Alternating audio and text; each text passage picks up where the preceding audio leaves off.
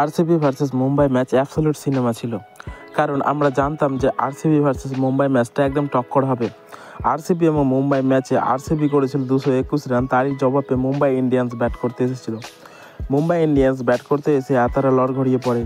Mumbai Indians এর আগে আমরা জানি যে ঘরোয়া যুদ্ধ শুরু হয়ে গেছিলো মুম্বাই ইন্ডিয়ান্সের মধ্যে, এবং রোহিত শর্মা কোনোভাবেই সাহায্য করতে পারবে না, এটা সে একটা ফোন কলে জানিয়ে দিয়েছিল। আর তারই জন্য রোহিত শর্মাকে এবার তারা একাদশে রাখেনি, হার্দিক পান্ডে একাদশে রাখেনি রোহিত শর্মাকে।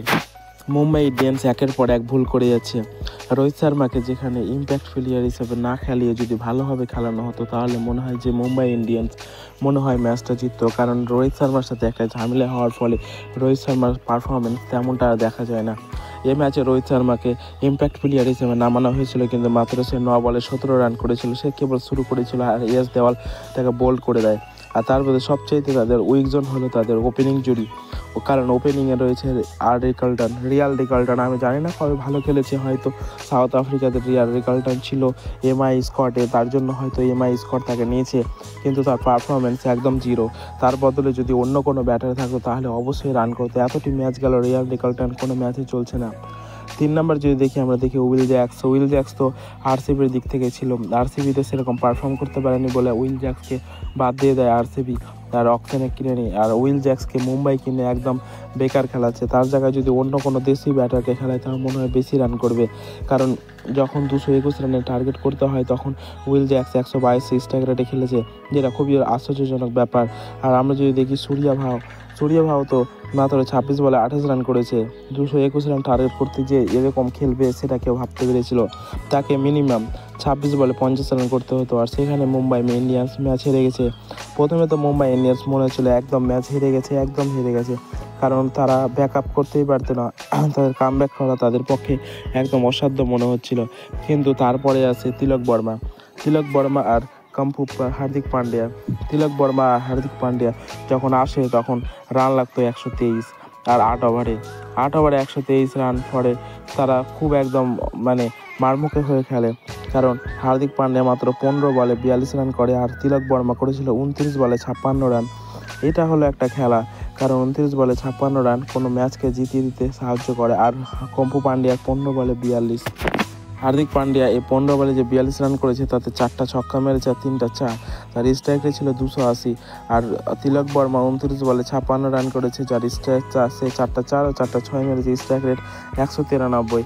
আর শেষের দিকে নামানদীপ 6 বলে 11 রান করে। মিচেল স্যান্টনার যখন হেজেলউডকে একটি ছক্কা মারে তখন মনে হয় যে হ্যাঁ ম্যাচ হয়ে যাবে, কিন্তু তারপরে দীপক চহার এসে ফ্লপ যায়, ট্রেন্ট বোল্টও ফ্লপ যায়, বুমরা তো ফ্লপ যায়।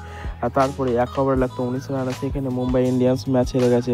কারণ তারা যদি সূর্যকুমার যাদব আর উইল জ্যাক্স যদি একটু ভালো খেলতো তাহলে মুম্বাই ইন্ডিয়ান্স অবশ্যই ম্যাচটা জিততে পারতো। তো প্রথমে টসে যেতে আরসিবি ব্যাট করার সিদ্ধান্ত নেয়, কিন্তু আরসিবির প্রথমের দিকে উইকেট পড়ে যায়। ট্রেন্ট বোল্ট ফিল সলকে আউট করে দেয় 2 বলে 4 রান করে। তার 200 ক্রিকেট ছিল, কিন্তু বিরাট কোহলি আর দেবদূত পাডিক্কাল এই দুজন মিলে খেলা ধরে।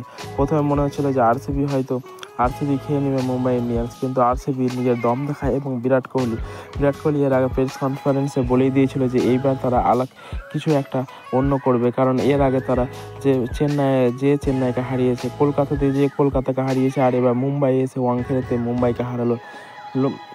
অপোনেন্ট টিমের হোম গ্রাউন্ডে এসে তাদেরকে হারানো মুখের কথা নয়, আর তেমনটাই করলো এবার বিরাট কোহলি এই ম্যাচে 42 বলে 67 রান করেছে, 2টা ছক্কা 8টা চারের সাহায্যে তার স্ট্রাইক ছিল 100। আর দেবদূত পাডিক্কাল কিছুটা হলেও তার সাথ দিয়েছিল, 22 বলে 37 রান করেছিল। আর ক্যাপ্টেন রজত পাটিদার এই ম্যাচে ম্যান অফ দ্য ম্যাচ হয়েছে। রজত পাটিদার এর আগে ঘরোয়া ক্রিকেটে খুব ভালো খেলেছে, কিন্তু এবারও সে আইপিএল তার খুব ভালোই যাচ্ছে। 32 বলে 64, 200 স্ট্রাইক রেটের সাথে 4টা 6 5টা 4-এর সাহায্যে সে 32 বলে 64 রান করেছে, এবং 221 রানের যে একটা বিশাল স্কোর, এটাতে রজত পাটিদারের হাত রয়েছে অবশ্যই।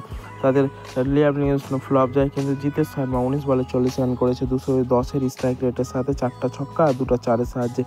জিতেশ শর্মা এখন ইন্ডিয়ান ফিউচার ব্যাটার এবং সে ফিনিশ করতেও জানে, আর আরসিবির দিক থেকে সেটাই করেছে। আর তারা মাত্র 220 ওভারে 221 রানের মতো বিশাল স্কোর দিয়ে দেয়, পরে যা মুম্বাই ইন্ডিয়ান্স চেস করতে পারেনি। মুম্বাই ইন্ডিয়ান্স চেস করতে পারতো যদি তাদের ব্যাটাররা ভালো খেলতো। আমাদের যদি সব থেকে বেশি খারাপ লাগে সেটা হলো হার্দিক পান্ডিয়ার দিক থেকে, কারণ এর আগে লখনৌ সুপার জায়ান্টসের দিক থেকে হার্দিক পান্ডিয়া 5টা উইকেট নিয়েছিল, তবুও তারা ম্যাচ জিততে পারেনি। কিন্তু এবার হার্দিক পান্ডিয়া 2টা উইকেট নিয়েছে আর 15 বলে 42 রান করেছে। মানে এতটা জোর লাগেও হার্দিক পান্ডিয়া ম্যাচ হেরে যাচ্ছে, কিন্তু ঘরোয়া যুদ্ধের কারণে মুম্বাই ইন্ডিয়ান্স ম্যাচ হারছে, এটা কেউ বুঝতে পারছে না। যদি মুম্বাই ইন্ডিয়ান্সকে কাজ করতে হয় তাহলে তাদের ওপেনারকে চেঞ্জ করতে হবে। ওপেনারকে চেঞ্জ করলেই তাদের মিডল অর্ডার আর মোটামুটি চলে যাবে, কিন্তু ওপেনারটাই সবচেয়ে বেশি খারাপ হচ্ছে, কারণ রোহিত শর্মার সাথে অন্য কোনো প্লেয়ারকে আনতে হবে রিয়াল কাল্টানো উইল জ্যাক্সকে বাদ দিয়ে। তো বন্ধুরা, তোমাদের কি মনে হয় যে বিরাট কোহলি কি এবার কাপ জিততে পারবে? কমেন্টে অবশ্যই জানাও, আর এরকম ভিডিও পেতে আমাদের চ্যানেলটিকে সাবস্ক্রাইব করে রাখো।